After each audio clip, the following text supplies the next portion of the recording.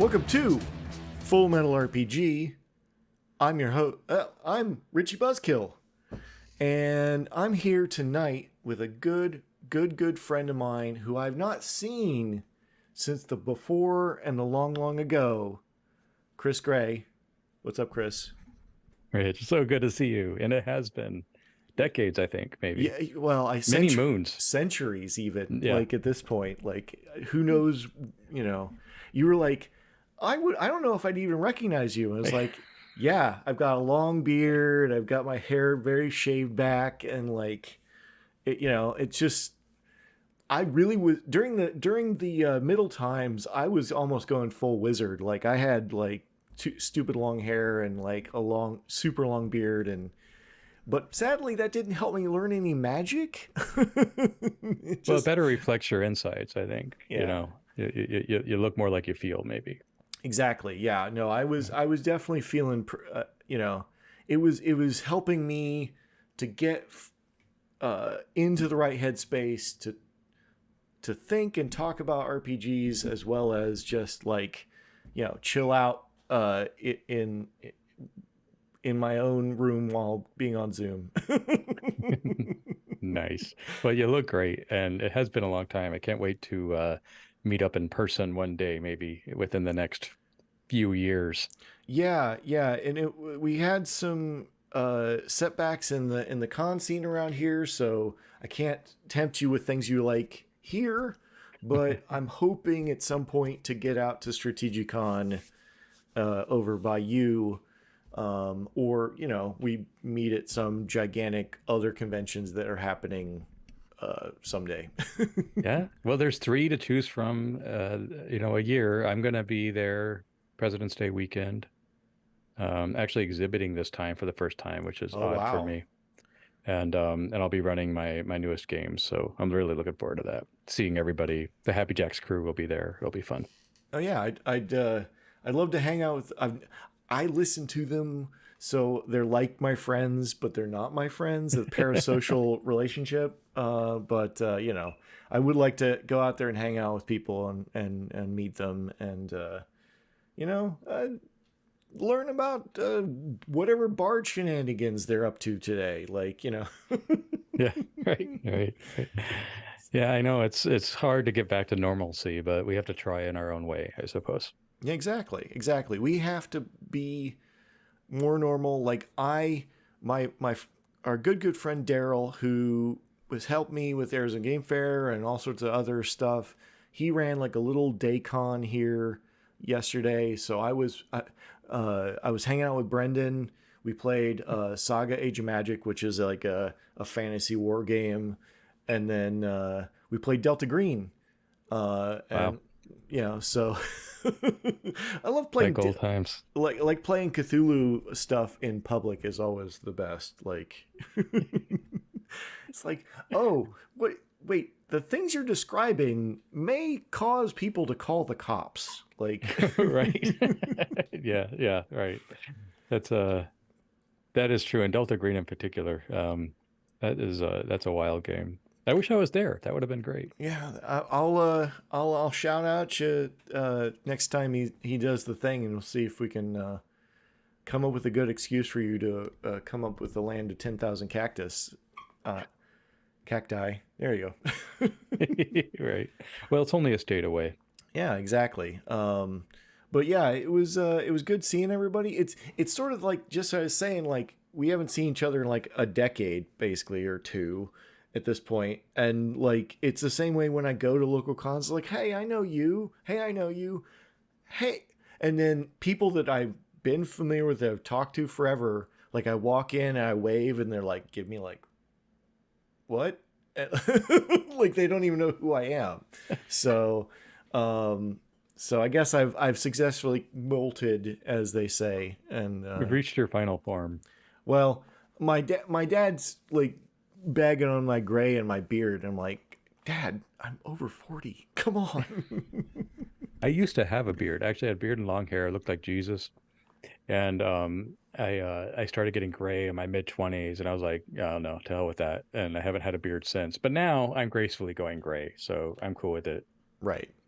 Yeah, it's you know, there's a stage where you're like you got to kind of accept that that's what's going to happen, you know. Yeah, But yeah, you know, we're just here to have some fun, right? And have you had any fun lately? Have you been doing any gaming or? yeah. I've been keeping up on it. I think the biggest thing going on in my life right now is my Kickstarter, and which is my first in a year. I was actually kind of quiet this last year, really just playing campaigns of what became my Kickstarter. Uh, and that's live now, called Dungeoncaster. So some gritty old school OSR style fantasy. Yeah. And I've also been playing Vampire again. I'm Oh running a new my. Vampire campaign with my weekly group, and we pulled out 5e, and we're in it. We're in it, and it's in Chicago. Actually, so they chose Chicago, so I got Chicago by night, and I'm running Most it of by your the work. book, man. RAW. I am just like doing what the book tells me. It's Yeah. awesome. Most of the work is already done. You just Yeah, gotta like, you know, connect the dots, and when they burn the thing down that you were planning, you gotta move it over here, you know. right. Um, Right. so are you playing what generation are they playing?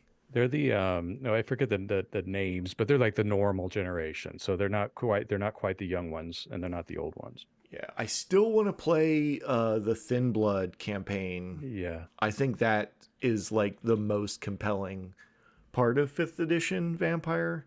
Like, I get it that like I love, and I would if somebody said, "Oh, we're gonna play 5th edition and we're gonna play a vampire, and then we're gonna play regular vampires," I'm like, cool.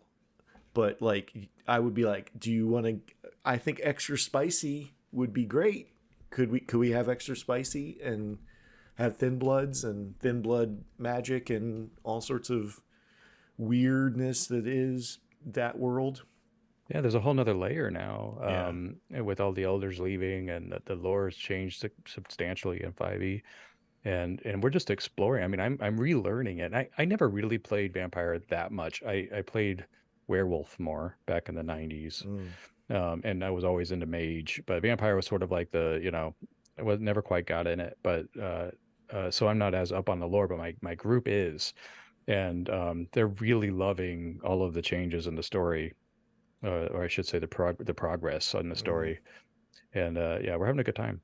It's Are good. are you using the lore skills to help narrow their lore usage? I actually gave them Chicago by Night and said, "This is a small vampire community. You know everything that's in this book.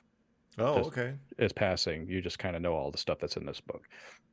Just because realistically, there are only maybe a couple of dozen major vampire players, in Chicago, and there's probably, all of the minions and stuff, definitely a lot more. But the major players, that's all public knowledge. And so that the cost of that though is that their operation is also public knowledge. And they sort of made like the movie Heat. That's sort of like their heist people. And so like everybody in the secret world knows what they're all about, and they can't get away with shit. So it's really kind of a double-edged sword, but that's how I approached it, mostly because the players all know the stuff anyway. So I didn't want to play that game of, well, would my character know as well? Yeah, they probably would, because they've Well, been here for a while. yeah, I mean, I think that's the thing about. I mean, if you want to play that game of whether they know the thing or not, is they have the lore skills where you can have ranks in like Hmm. knowing about this cabal or whatever the particular lore piece that they're talking about, and I like that idea because I'm not super into the lore, and I want to kind of bring everybody into the same circle. So like, I'd be like, hey, it's cool that you know that, but I don't know that part of the lore, so I can't bounce off of it. I can't like, and then I could get there, but it'd be like, hey, I really want to do this wants be part of what my character is doing. I was like, cool, I will learn about that and we can integrate it, right? So Mm-hmm. Hmm.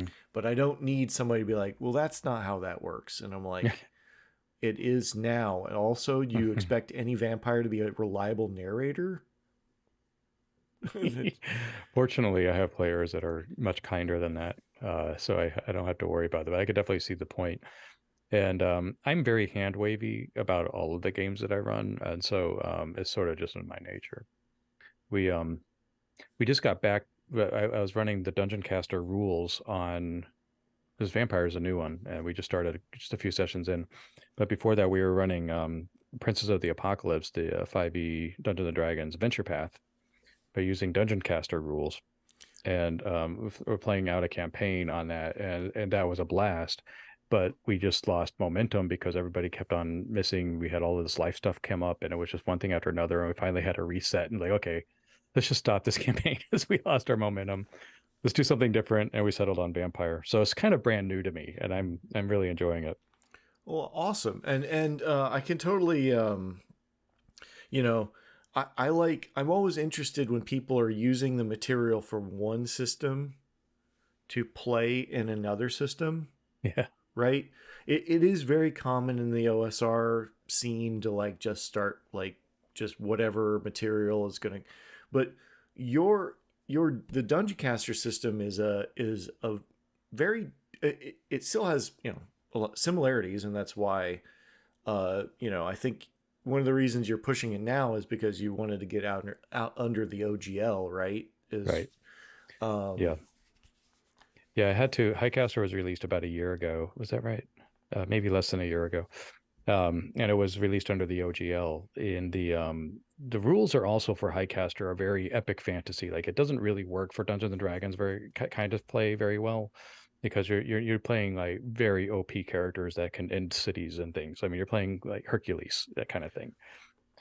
So the rules weren't great for D&D settings. So but I wanted to play D&D settings, so I tailored the rules for that, and that's what Dungeoncaster is.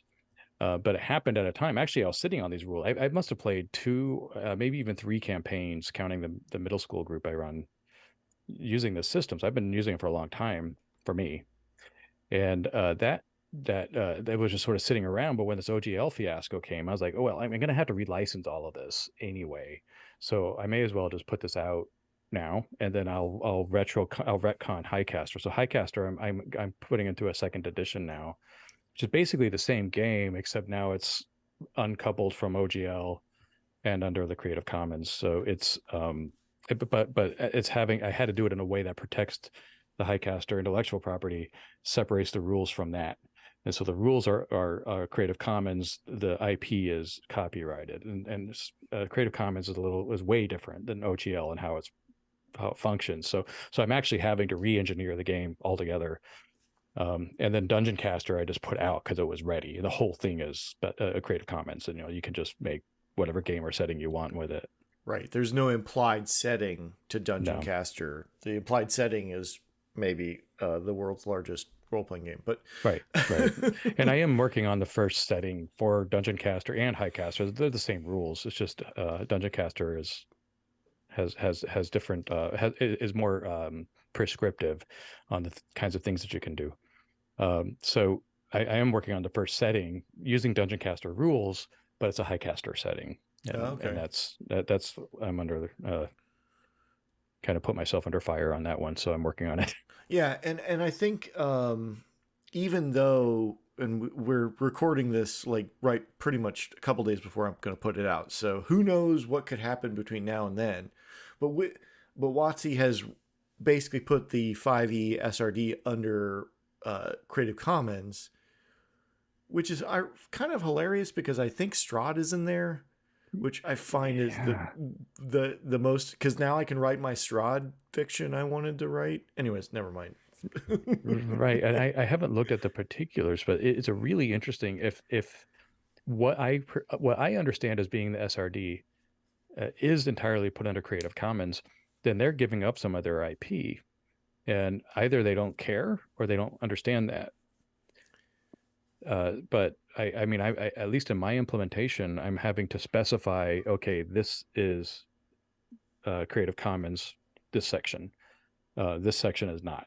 Right. And you really have to be very specific about what is Creative Commons, what isn't. And the beauty of the OGL was that you could just slap it on and say, except for all the IP, in the Right. license. Yeah. Whereas Creative Commons, no, you have to be particular, you have to be very specific. And At least with Dungeoncaster, the whole thing is Creative Commons. But when I'm working in Highcaster, I've got to protect. I don't want people making Highcaster content without my approval. So, but I'm happy with them using Highcaster rules. So you have to actually keep it sort of separated. I don't think WotC's doing that. Yeah, I don't really, you know, I could do a whole show about this, but Yes. like we don't really know yet because Yeah. I would make the standard bet that 6E is not going to be under the same license, which would probably be a mistake. But that's my current bet about like, oh yeah, okay, we need to shut down the bleeding. I think that's the Yeah. current thought is like we need to shut down the bleeding even if we lose a little bit of something. Like we do not have to time to go through all this stuff. We need to stop the bleeding, Mm-hmm. and we need to get people to move on and come back, or at least cool down so they can come back for the next book release, right? Yes. That's as far as I could tell. That's what in my mind, it was a board with a guy like pounding his hand on the table like, this is we're losing how many subscribers and all, like. Yeah. Yeah. It's very interesting as a case study for our industry. And obviously I come at this from a different angle than, you know, just your average player, community member. I'm coming at it from a business angle. I'm a businessman by profession. And I think I'm also a marketer, career marketer. I've been doing it my whole life. I do a lot of big business with a lot of big companies. And I can tell you that our ecosystem, the gamer ecosystem, is very different than the rest of the world. And what business people need to realize is that you can't treat fandom like consumers. It's a completely different equation, completely different dynamic. And, Hasbro could have marched in and done this in any other situation and nobody would have cared. But because it was fandom, because there's this personal investment by every person in this industry and in this community, you can't just rewrite the rules like that. Plus, these are gamers. We know rules, and just by being a gamer, you're a creator. And so, your average game master, your average player, they're creators, no different than I am. And we're not just consumers. And so business people need to understand that. I hope Hasbro took notes. I would hope so, but we'll see. But like that's what I kind of was like. First of all, I can make the same game over and over again, just have to rewrite it every time, right? It was OGL was a shortcut to be able to use the terms and some of the same. It's giving a common language so that people can translate, right? Where I can make a constitution point system and a defense value, and like I can rename everything and use the exact same roles and rules, like because according to a few rulings, it's all you can trademark but you can't copyright. So yeah, so that's a very good point. And the reason it worked was because it was creating fluency. Everybody had some understanding of what you were talking about, so you had a baseline to work with, and that was the biggest value that it created. And another thing, from a businessman point of view, not to harp on this, but the big thing that they underestimated was the power of a network economy. And what they thought was this was a normal economy, but it's not. It's a network economy. And that means that everybody has contributed to the web that has lifted up the entire franchise.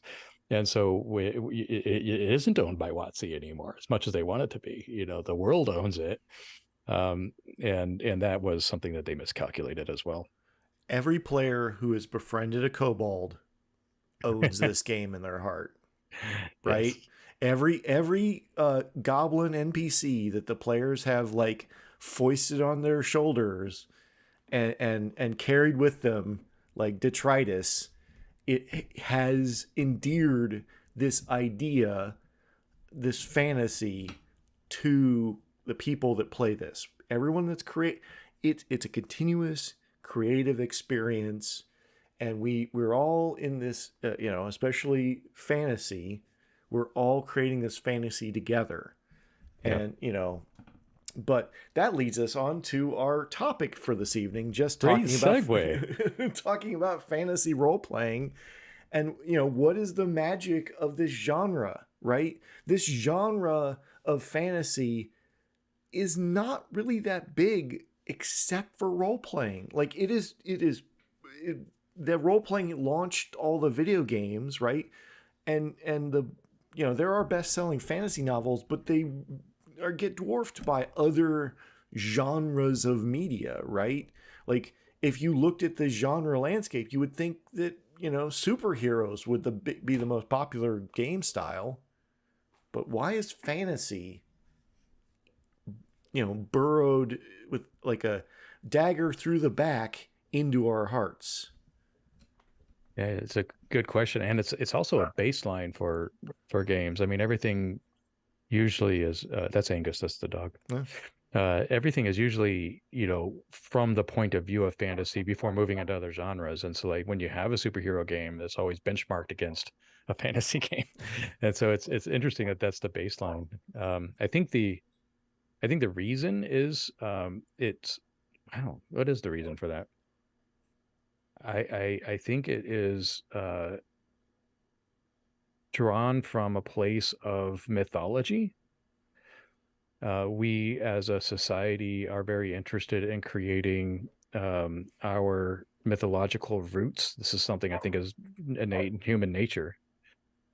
Um, and that might be the reason why it's so pervasive in this channel and not like in movies. Because when you think about movies, some of them, yes, definitely align totally with a role playing game. But most of the time, when people talk about movies, I saw a headline from like CNBC or somebody saying, "Well, the this is not the Dungeons and Dragons movie isn't another Game of Thrones," and I'm like, "What? That had to be a headline?" But that is the benchmark for fantasy in movies, I think, since Lord of the Rings. So I don't know. I mean, it's a good question. Why does as a practice for game playing, why is it RPG? Why is RPG so interested in fantasy? Well, I mean, it could be that it's the first mover advantage of it was the first game, right? That in most genres of things, whatever the first thing was, kind of becomes the biggest thing. Superman, Lord of the Ring. I mean, there's many fantasies before Lord of the Rings, but Lord of the Rings was this like blue, but it was small for a long time until the hippies picked it up, right? Mm-hmm. So it was till it became teenage culture, you know. But I do think that yes, there is this, especially as Americans, we're always kind of looking for our mythology because we have our cultural mythology from wherever we came from, but we all always have this like mix melting pot of like different cultures coming together, and I feel like that has this like effect of like kind of disconnecting us somewhat from those mythologies, at least for me anyways. Like I don't, I mean, I'm interested in my heritage cultures, but I don't feel like those are myths that are told to me anymore. Like there's the American myth, and America, I feel like created two art forms in the last century, and that was jazz and role playing, because those are the only two. I feel like the only two real art forms that we really got over the last century. So like that weren't then derived into something, music then evolved right into something else. But role playing has many ages, but it hasn't really gotten past the jazz stage in When some you look at ways. what the fantasy genre means for role players, it isn't very historical. It isn't very literary. I mean, we can't really say that we're playing Lord of the Rings. I mean, you have to get the One Ring to do that. There's the what we call just standard fantasy role play really isn't like Renaissance Britain, and it's definitely not Iron Age, Mediterranean. It's somewhere in between. And I think if we draw from Tolkien roots, we're really talking about sort of a mythological Britain, but it really is so disassociated from mythological Britain. It's become its own thing, its own genre, and you know it when you see it. Like Vox Machina, obviously from Critical Role. clearly nails it, you know. And if you're looking at House of Dragons, it's definitely not. And I actually don't see that experience of fantasy very much in other media. It's but it's so innate in our game making and on our style of play that we have. It's usually some sort of roguish outsider gang that is in some ruined society trying to become a hero against all odds. That's usually the trope we're dealing with. But what point of history does that fall in? I mean, it really doesn't. There is no place or time that really reflects that.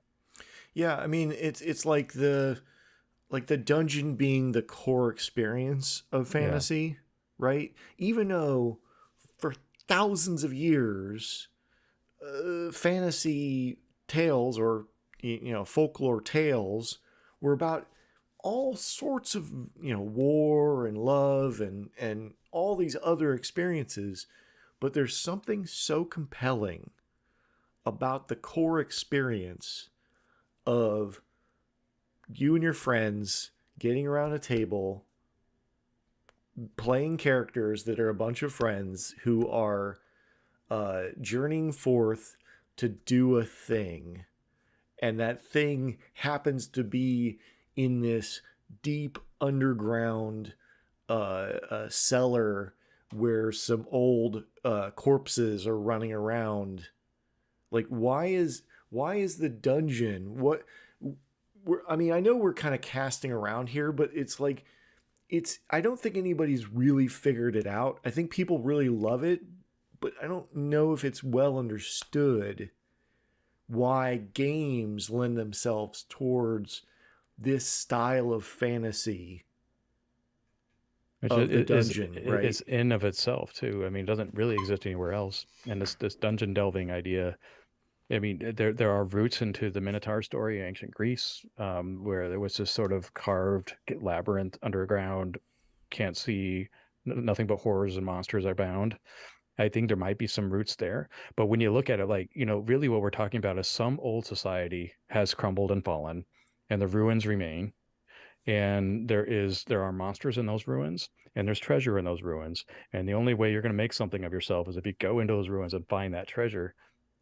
I can't think of anywhere where that exists beyond role playing games. I mean, it may be the fall of Rome in, you know, sort of pre-conquest Britain, maybe, but you know, you don't hear stories about, you know, Britons going digging underneath Roman ruins to find.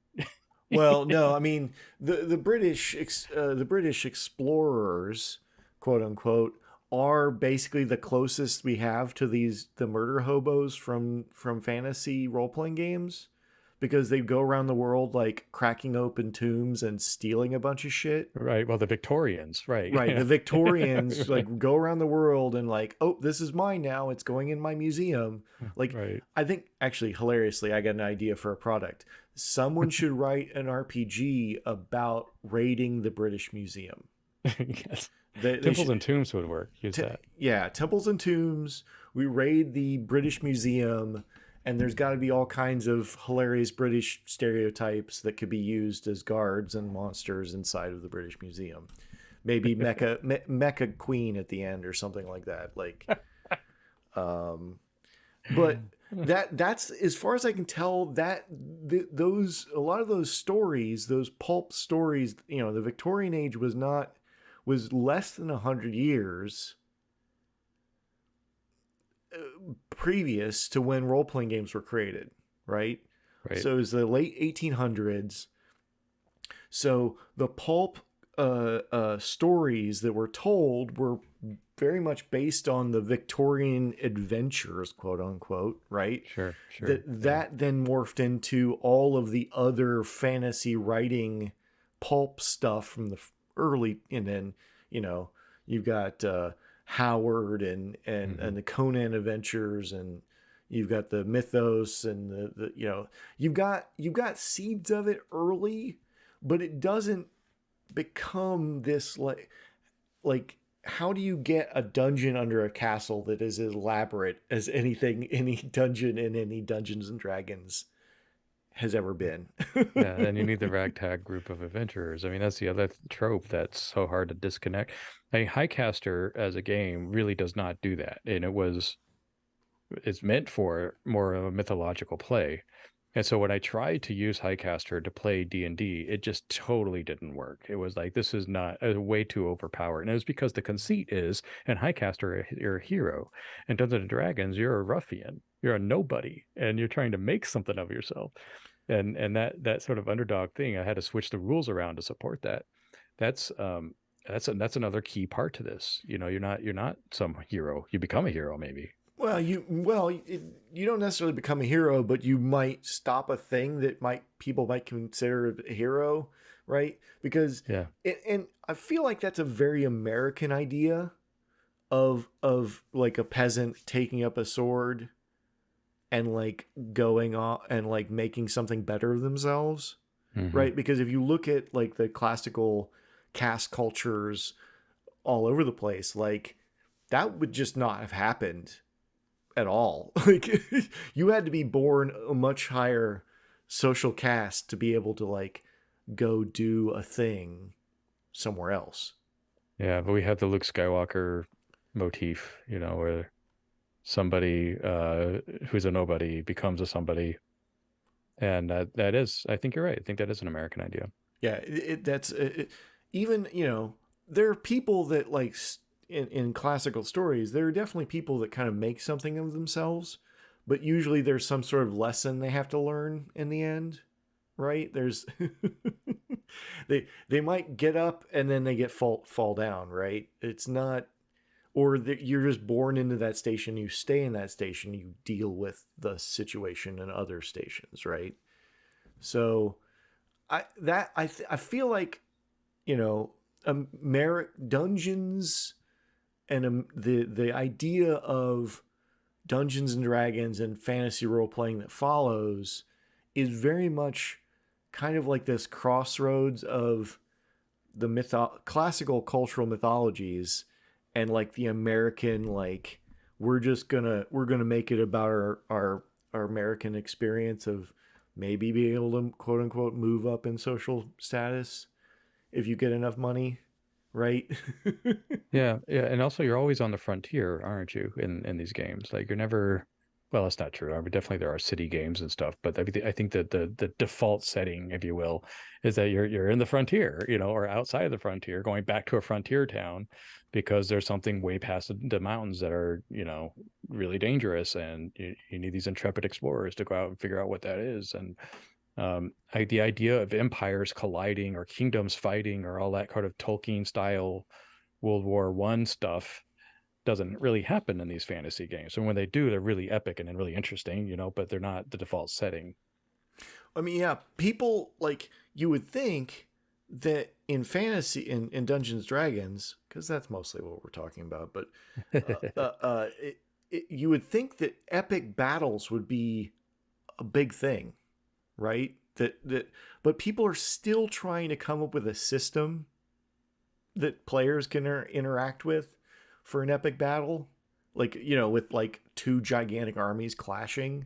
Like I see that question all the time. Like how can I get my players group to be involved in this big epic battle? Because that's where the story was leading them, and it's just not it's not what the game is built for.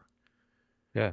Right. So like it's built for a very specific thing, and it's a very small group versus maybe a relatively large group of other creatures or people or whatever fighting it out individually. But it's not built for like, oh, we're gonna have like 50,000 Roman troops and 100,000 Gaelic troops. Like Right. Yeah, it's definitely not. When you think of the roots, though, it's kind of funny that it's not, and it's not. I don't know that it was in the design intent to make it that way, but the experience of an actual medieval society where kingdoms are constantly fighting. If we are going to take Britain, it was all of these warlords with their gallivanting warriors going across the landscape, beating each other up. That's not the default setting in fantasy roleplay. And when I read books like the Malazan Fallen, Malazan Empire, or whatever the hell that whole series is called, the entire thing is about a big conquest with the Empire. And I'm wondering, well, and I heard that that he was a GURPS player, and I'm like, okay, well, maybe GURPS has rules for this, but the default fantasy setting, this is not it. This is not. It's much more like Vox Machina with these people way in over their heads doing some random shit off in the wilderness, and it's funny that when you just think about it objectively, that is the baseline default setting, considering the source material. It's funny how much whenever I hear about a book that's based on a game, it's almost always GURPS. It's just a weird. I know it's an aside, it's a tangent, but like The Expanse and just multiple other, just that book you were talking about, like or what's it, Stu from Happy Jacks, like it was all a GURPS campaign. Right. Like, what is it about GURPS that makes it like? I guess they probably just get frustrated with the game and they're like, "Shit, we're just gonna have to write this shit down. Like, I can't finish this." Or I know I'm roasting GURPS a little bit. I played a little bit of it, but Fantasy GURPS plays like Dungeons and Dragons. At least the one couple sessions I played of Fantasy GURPS, but like, it's just one of those things. It's just weird that we kind of circle back around and frustrated writers go to GURPS and then they go write their own books. So It was really funny. If I'm not mistaken, I think George R. R. Martin also was a GURPS player. that tracks Erickson was the 100%. Malazan author. Yeah. But yeah, it's just funny that I don't know why the default setting is this very specific situation and framing, and I love it. It's just really unique, and you don't really see it anywhere else. I'm a history nut, so I look into history trying to say, where does that trope come from? I can't really find it, not easily. Yeah, I feel like it's got to come. It's a very American, like, manifest destiny. We went west and then we did things right that were, Yeah. it very much comes out of that, but it's like this weird, like, if you start thinking about it too much, it gets a little uncomfortable. Mm-hmm. And because it's I've done a show on the politics of all this, like the colonialism and the ableism and all the stuff that's inherent with this, but there's something still endearing about the experience. And it's it's a team building experience, it's a friend building experience. Like, I have friends today that I've played Dungeons and Dragons with for 25 years of my 40 plus year life. So, and I have played with them, not consistency, but we've always come back to, we're going to play a fantasy game.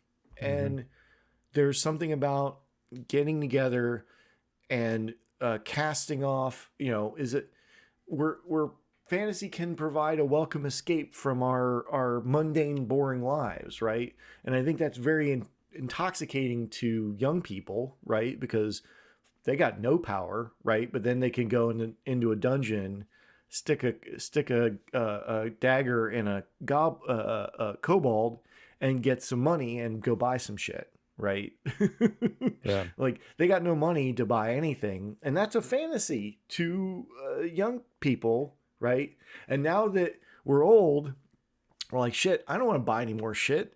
I got too much shit. I want to get rid of it. Right. So that part of the game kind of slackens, but then, we're dealing with, different kinds of scenarios at that point. Right.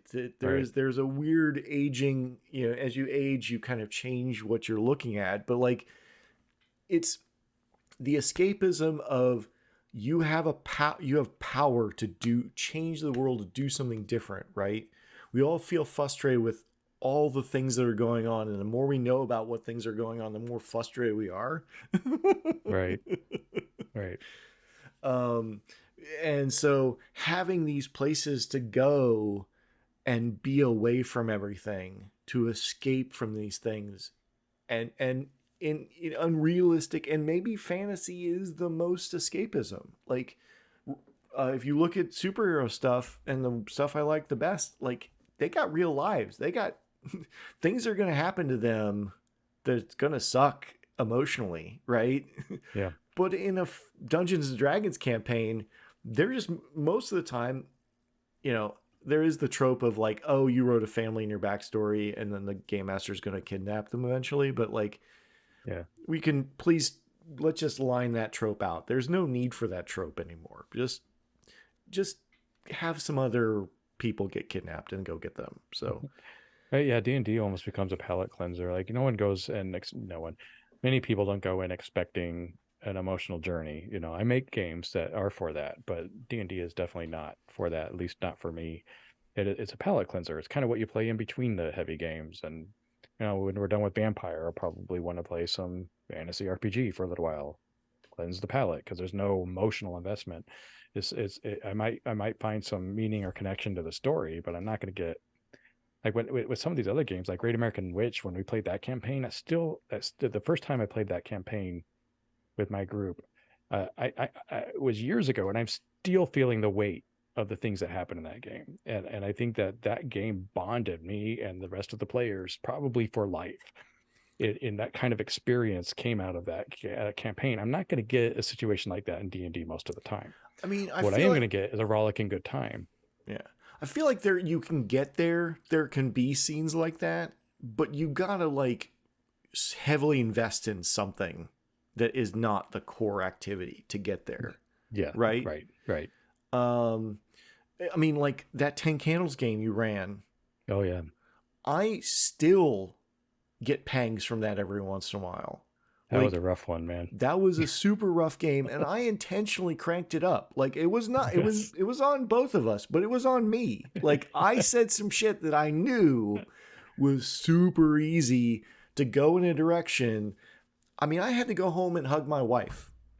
I had to go home and hug my wife after that because I was done. I was devastated. Like, and that's not. I mean, losing. You know, the thing that I think a lot of people like think about character death, right? Is like this big debate about character death and the fantasy games. And fantasy games are the place where you can just like come back to life, right? But like Yeah. you losing all that time you spent with everyone is almost more devastating than losing the character, Right. right? It's this weird like of like, oh shit, man, we spent like 6 weeks you know, 6, 8, 10 weeks, you know, back in the day we'd spend, you know, 8, 10 hours a night playing, you know, and losing those characters was devastating because you lost all that time, right? I feel like You lost the subconsciously, investment, yeah. right? Yeah. Whereas the you know the sort of then the indie scene, the games are much more cinematic, and so you're feeling the emotions of the scene, and you know we call that bleed, where it just sort of brings it into your own life, and that kind of gameplay is well, it's amazing. It's kind of the design I go for a lot of the time, but it isn't what fantasy roleplay is for, you know, and I think that one of the reasons we as gamers go all the way back to fantasy roleplay as a default because it's emotionally easy, you know, and we can get invested in our characters, and I have had really intense moments in D&D games, but they're sort of few and far between, and they're always the mile markers, you know, on the campaign. But the day to day on those games are really just, you know, just for fun, real easy. And I think that's the, you know, somewhat the magic of this kind of game is your um kind of like you've got some uh power or you know, and then you're able to do stuff and you're like, "Oh, oops, I just burned down that village." Shit. All right. Instead of, "Oh my god, all those people are dead. Why did that?" You know, like it's like this like emotional you're like I gotta do the thing. I'm here to do this thing, and I happen to burn down a thing. Oh well, like you know it really is like this release of like, you know, there's that time when you want to punch somebody in the face. you can't do it because you're going to go to jail. Right. But in fantasy, like you can just straight up punch a dude and then it's a great time because then it starts a fight in the bar that burns it down. Like, Yeah, yeah, it is a good time. And it's funny when you play it on the default setting. One of the reasons is another reason I wanted to work on Dungeoncaster was because the game rules for D&D are often in conflict with the adventure path stories. And so I get really excited about these adventure paths and I'll read them cover to cover, and I'm like, this is going to be a lot of fun. I can't wait to play this game. And then I get it to the table and it just turns into a shit show. And, and it's like the whole story that I got so invested with just goes away because it falls apart at the hands of players that are still playing this baseline setting where, we're going to just go in, knock down some doors, take some stuff and be assholes, which is fine. I like that kind of gameplay. But when you're invested in the story that you got excited about on those adventure paths, then it's like, oh, well, I'm never going to get to play this story out. And that was one of the biggest reasons I put in Dungeon Casters is I wanted to play these stories out, without having to fall into those D&D habits, which, the stories are always second. They always play second fiddle to the game. yeah, they're the block text, right? Right. That's not the text is not. I just need the stats. I need the stats and the drawing of this particular shaped room with whatever is in it, right? It does get kind of boiled down into like, there's a reason you can do. People are super excited about one-page dungeon stuff, right? Yeah. Because Yeah. I mean, and they're doing, people are doing this Dungeon 23 thing this year, and I sort of fell off. I was doing a sci-fi thing a day, writing a sci-fi like snippet a day just to kind of like, and I got too busy. But people are still doing like building a room for a dungeon a day to try, like that is like the thing that was super compelling at the beginning of the year. And there's still a couple people doing it, and I'm sure that they will keep going, right? I've done some of those. I've made it through one 365 challenge on photography. That's that's the only time I ever got through one of those. Um but it's that like, oh, designing a room for a dungeon is a fascinating little ecosystem that you can place in your dungeon, right? Yeah. Yeah. That's as a game master, that is like the thing, like, oh, well, I rolled some dice, and then sometimes you get the emergent storytelling from those tables and those that, just rolling some dice to make a thing. And that can be often quite compelling, and often it just doesn't make any sense, like not at Yeah. all, but it's fun anyways. Like, And I think dungeons can be a grind if you are looking at it entirely from a tactical point of view. I mean, it's like if your game session is initiative, hit points, armor class, and that's it, then they're a grind and they're not that fun. And I know when dungeons come out, in some of my groups, they're like, oh, I don't want to go through all of that. But when you strip all that away and you focus only on the story of the dungeon, they can be very, very compelling.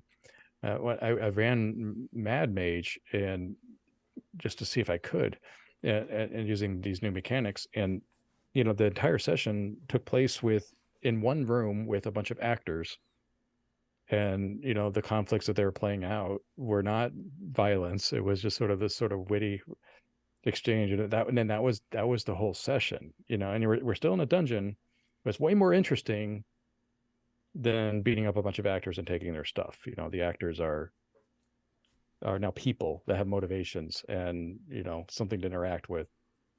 right, and I think that's the journey that role playing is on, because in the start it was just, you would have walked in, it's a bunch of actors, they got a magic loot or something, get them.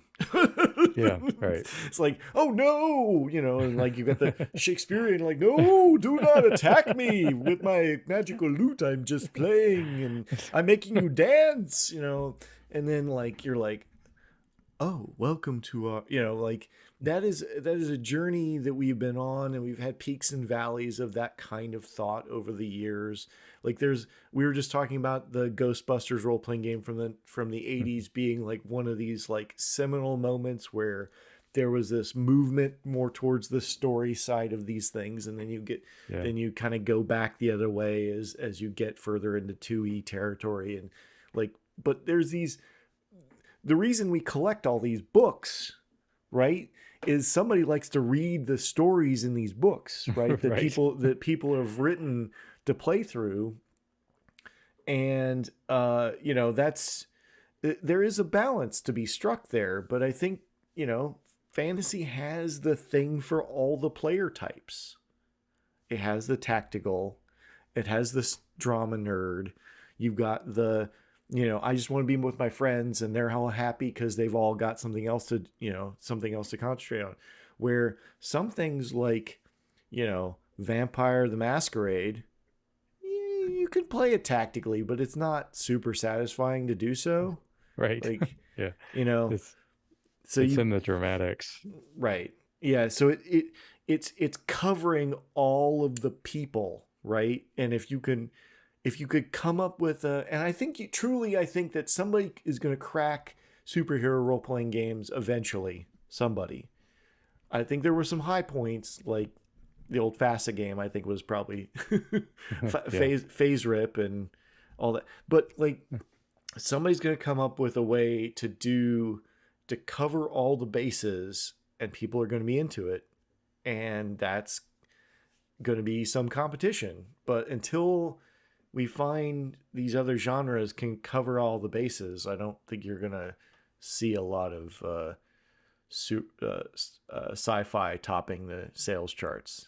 Yeah, fantasy RPG is the great equalizer. I mean, it's sort of a common ground everybody can settle in on, and it's flexible enough that you can steer it. It doesn't have to be Manifest Destiny.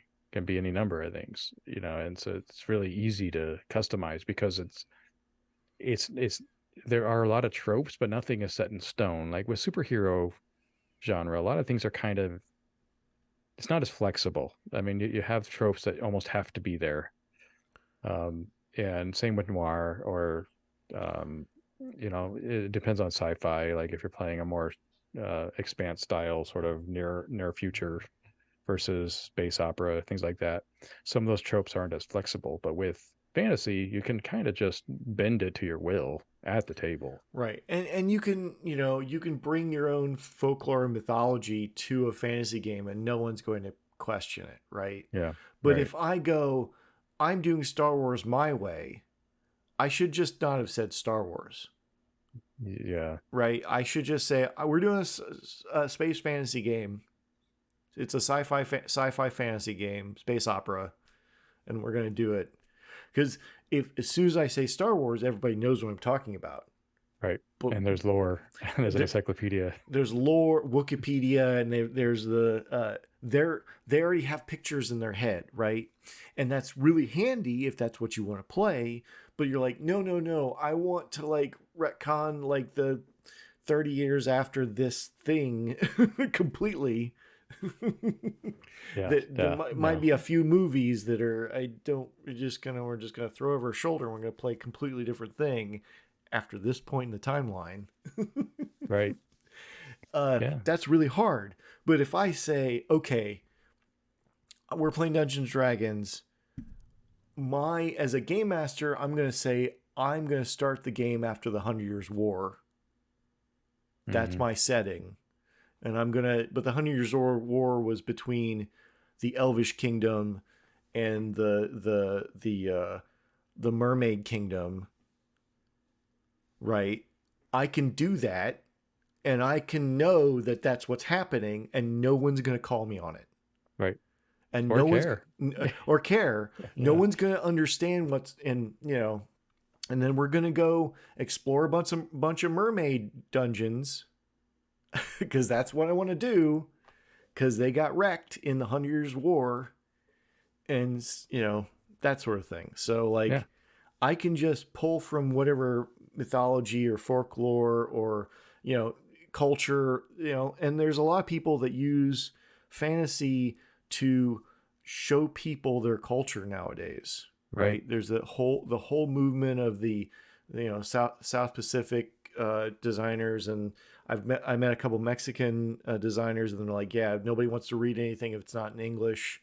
because the Spanish is different than Mexican Spanish, and so it's harder to translate that than it is to English because everybody knows what Dungeons and Dragons, and so there's a whole movement of showing your culture through fantasy, right? Yeah, absolutely. And it's a beautiful thing. And I also love seeing it. We've been talking about sort of Western fantasy as we know it, that came about in the 70s, and we've been riding that wave ever since. But there's fantasy coming out in different parts of the world that we're seeing in different medium that I think is changing how role-playing games are made. In particular, with manga and anime, who I'm a big fan of now because of my kid. But all of those baselines and tropes are very, very different, and we have completely different perspectives on the fantasy genre now that are totally incompatible in a way with the Western approach and the sort of like roots in Tolkien. Whereas, Japan came of age and didn't have any of those, has no context for that, and created a whole completely different river. And that's a really exciting thing to see that hit the video game world. And I'd like to see more of it in the tabletop role playing game world. Yeah, I think that's true, and it may their cultural background may be why Call of Cthulhu is more popular there than Yeah, Dungeons and Dragons, right? yeah, right, That their myths kind of plug more easily into the mythos of Cthulhu than it does into the myth of we're going to go out and raid some dungeons, right. you know, with When you our look at the pet. popular animes, which technically fall into the fantasy genre, Attack on Titan, or I'm trying to think of another example, the Demon Slayer. They're obviously built in sort of a feudal Japan kind of mindset, but the fantasy tropes are completely different, and it's just, I don't know, it's just great to see with the global boundaries falling apart. We're starting to see other approaches to this genre, which are very exciting. Yeah, I think the straightest anime I know of that's fantasy is probably Record of the Lodoss Wars, but that's like I don't know where that comes from, but I that's as D&D as I can think of. So, Yeah. and I don't know much about anime, but I do remember the Well, 90s. and I think Demon Slayer is probably close to D&D in terms of what you would expect from a medieval society fantasy, right? Right. But the tropes are all about an elite group of people protecting the common people from threats, which Right. is like shogunate, kind of that sort of samurai mindset. And it is totally alien to the Western um, point of view on fantasy, which is that we're going to go and conquer and take stuff. It's a we are going to protect our home kind of mindset, as opposed to we're going to invade other people's homes. And that difference right there is really interesting and something to pay attention to.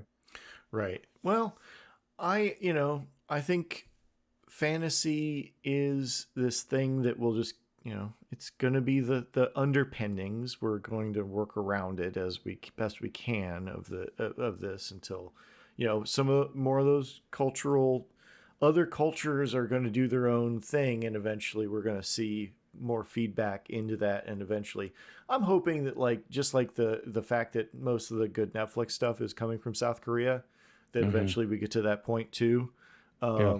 with role playing games. So just to see those takes on it, so I can experience those takes. Um, but yeah, I think. Is there anything else you want to say about this topic right now? I'm feeling Well, there's pretty so good much about it. to say, but I think we covered a lot of ground. Yeah, I feel like we covered a lot of ground. If you listening to this want to say something, I'm going to post it up on our Discord and on the socials and all that stuff. And get at me. Let me know what you think about what we're just talking about. Um, I think I had a lot of fun having this conversation. I'm a big sci-fi guy. I love science fiction, but I still play fantasy all the time. I have giant Hmm. bookshelves of fantasy stuff, and I think there's something still compelling about it, even though I would prefer a laser gun over a sword. Just well, Yeah, I always go back to it. yeah. Well, thank you very much, Chris. Uh, I'll link Dungeoncaster in the show notes. Is there anything else you want to plug or talk about before we finish up here? No, there's going to be a lot of content, I think, this year in Dungeoncaster and Highcaster. I'm really excited about it. I think I'll be putting out some things that are not fantasy this year as well. But it's going to be my playground for quite some time. So I hope that you'll join me in the Highcaster world. Take a look at what I'm working on, and bring the game into your home and tell me how it goes. I would love to see it. Well, I've backed it already, so you should look into it. Those out And there. make games with Dungeoncaster. That's what it's for. I want Right. to see what you guys come up with. Yeah, and there's some interesting mechanics that it's a lot of different stuff has gone into that, and maybe we'll get in deep into that some other night. But yeah, I really appreciate you coming on. I really appreciate the patrons who have been patient with me and come along with this journey. If you guys need anything, let me know. Full Metal RPG or patreon.com/fullmetalrpg, or just go to fullmetalrpg.com for our link tree, and you can find where we're at, what we do. If you got an interesting topic, like, shout out me. I'm always looking for new and interesting things to talk about, and I'm excited. I'm getting excited about this year again, where we've been working a lot of stuff behind the scenes. So thank you, everybody. Have a good night. Rah!